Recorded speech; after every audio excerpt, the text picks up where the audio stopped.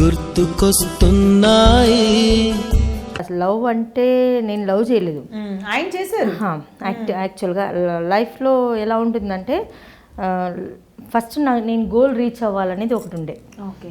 ఆ టైంలో ఇప్పుడు సపోజ్ నువ్వు నా గురువు అనుకో, నేను నీ దగ్గరకు వచ్చి డైలాగ్ నేర్చుకుంటుంటే చూసే వాళ్ళు ఏమనుకుంటారంటే వాళ్ళకి ఏదో సంబంధం ఉంది అనేది అలాంటిది అంటగట్టారు. ఒక అబ్బాయి దగ్గరికి వెళ్ళి నేర్చుకుంటే అబ్బాయి కాదు, కొంచెం అబ్బాయిలు అంటే అబ్బాయి అంటే పెద్దోడు అనమాట, కొద్దిగా అలా డైలాగులు నేర్చుకుంటుంటే వేరే వాళ్ళందరి సంబంధం అంటే ఆ టైంలో నాకు సంబంధం అంటే మన పాత రోజుల్లో ఏంటంటే సంబంధాలు తెలియదు, వైఫ్ అండ్ హస్బెండ్ రిలేషన్స్ ఎక్కువగా తెలిసేది కాదు.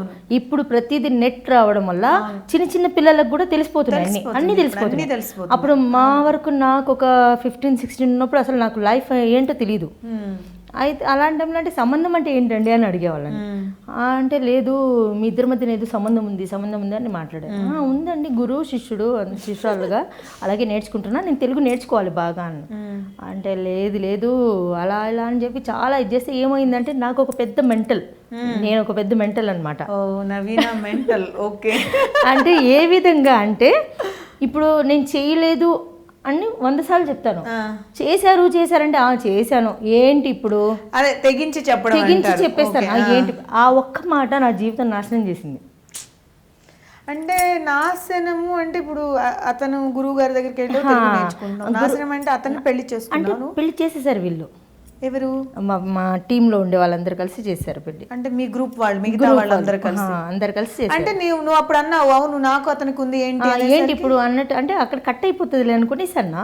తీరు చూసి అది పెరిగిపోయేసరికి తీసుకెళ్లి కాణపాకంలో మ్యారేజ్ చేయించారు. అంత అదేమంటారు పసుపుతాడు, హిందూ అన్నమాట తను.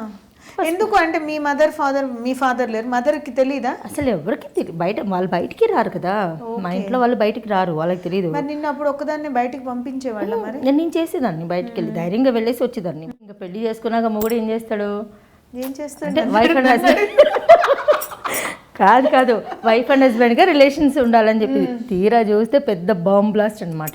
1 year తర్వాత ఏమైంది? 1 year తర్వాత ఏం బాంబ్ బ్లాస్ట్ జరిగింది? అదే కదా నిన్ను సస్పెన్స్ లో బట్టి చెప్తున్నా. సస్పెన్స్.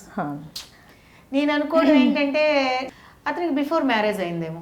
అంతే కదా, బాంబ్ బ్లాస్ట్ అంటే అదే ఆడవాళ్ళకి. మనకి తీరా అయింది. అయిన తర్వాత అసలు ఏంటి నా లైఫ్ అర్థం కాలేదు ఫస్ట్. అంటే ఈ 1 year చెప్పలేదు ఆయన నీకు అసలు నాకు పెళ్ళయింది? వాళ్ళ పిల్లలు వస్తే కూడా వీళ్ళు నా పిల్లలు వాళ్ళ ఎవరో బంధువుల పిల్లలు అని చెప్పాడు అనమాట. ఆ తర్వాత ఆ చుట్టుపక్కల ఉన్న ఈ తను చెప్పలేదు, ఓకే వెధవ కావచ్చు. గుర్తుకొస్తున్నాయి.